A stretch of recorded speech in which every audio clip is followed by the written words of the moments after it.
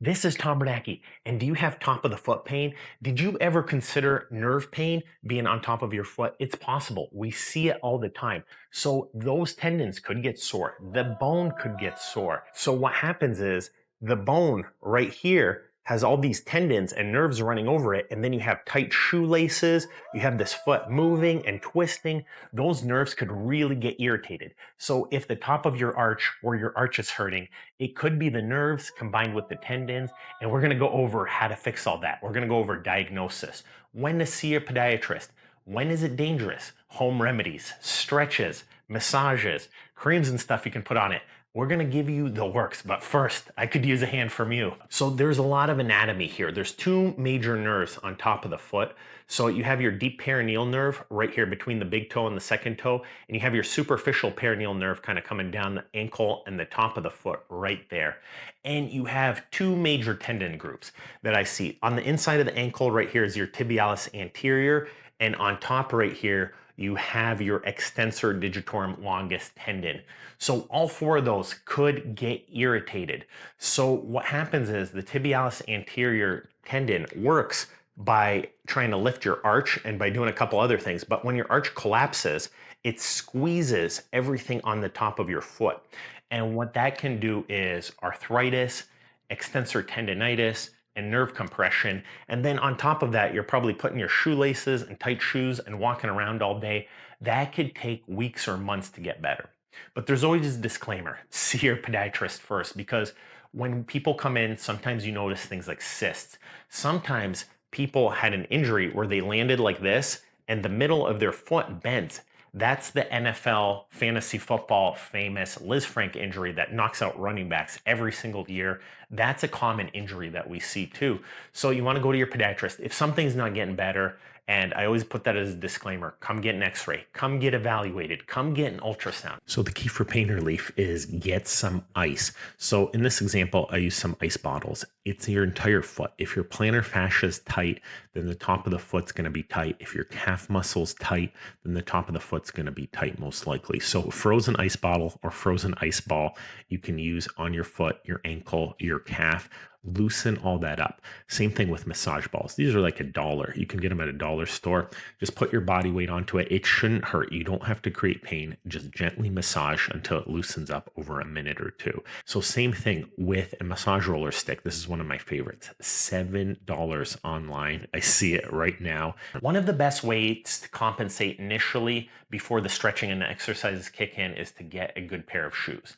So a pair of shoes like this, so I'm going to tuck these shoelaces in here. See this right here, it bends, it twists, it gets a little bit complicated, but as your arch collapses, it makes your tibialis anterior work harder. And what happens is a good shoe with a little bit of a heel lift, so this one has an 8 to 12 millimeter heel lift, a solid stiff heel.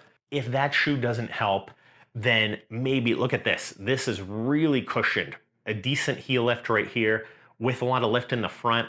The difference is this does a rocker bottom shoe. This is called a maximalist shoe. See how it rolls? Your tendons and muscles don't have to work as much. Whereas with this shoe, see how it doesn't roll, it lands flat?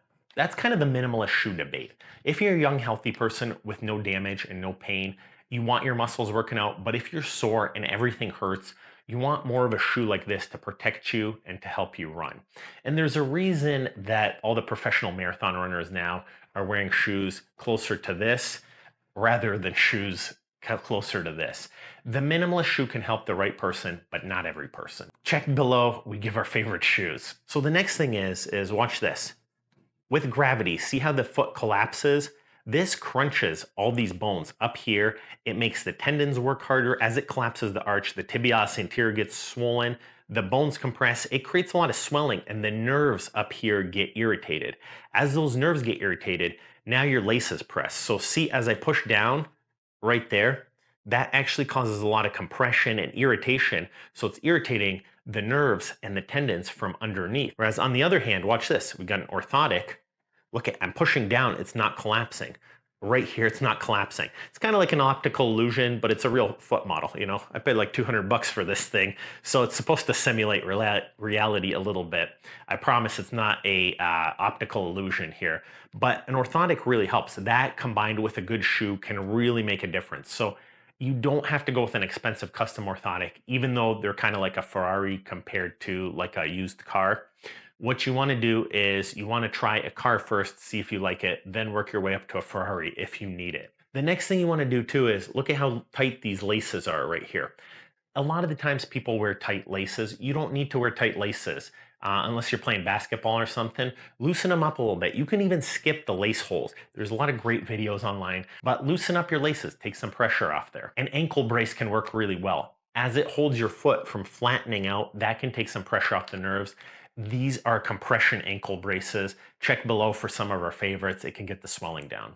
Cross training is big too. You don't have to run 5 days a week if you're a runner.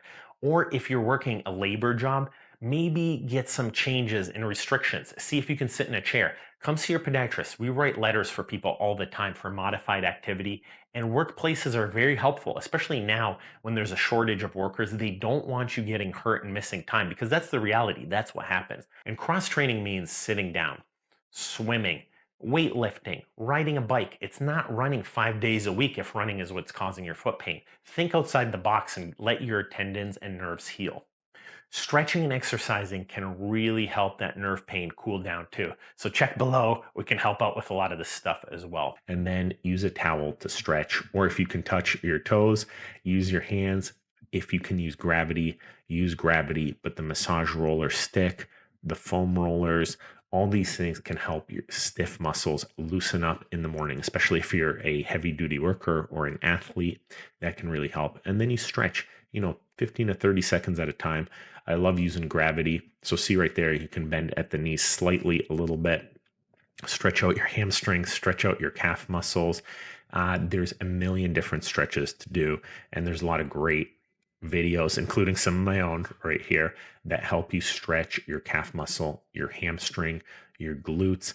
And this is an ankle slant board right here. These things are like $50. I put them down in the show notes. They can be pretty effective for this reason. When you're drinking your coffee in the morning or brushing your teeth, that's when I like to do this. You put it on autopilot. You don't have to bend over quite like this. But as you're doing all this stuff or checking your phone messages in the morning, each week you gradually go up the levels and it stretches your calf muscles, the backs of your knees, your hamstrings without hurting anything. Is surgery needed for top of the foot nerve pain? Very rarely. If you lacerated or damaged your nerves, I could see. I've had a couple people where they dropped a knife there, so don't even worry about it unless you've already seen a doctor and they tell you need it. So the real mechanism of injury is this.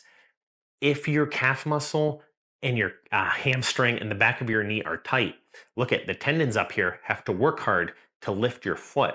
If you're loose in the back right here, then these don't have to work as hard to lift you up. That's why it's so important to get the right stretches and exercises in.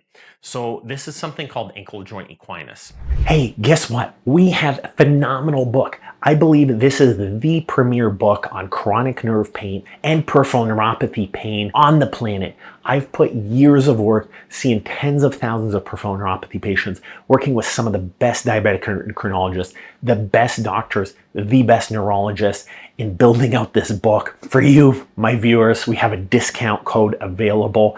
Get on our mailing list and get that book down here.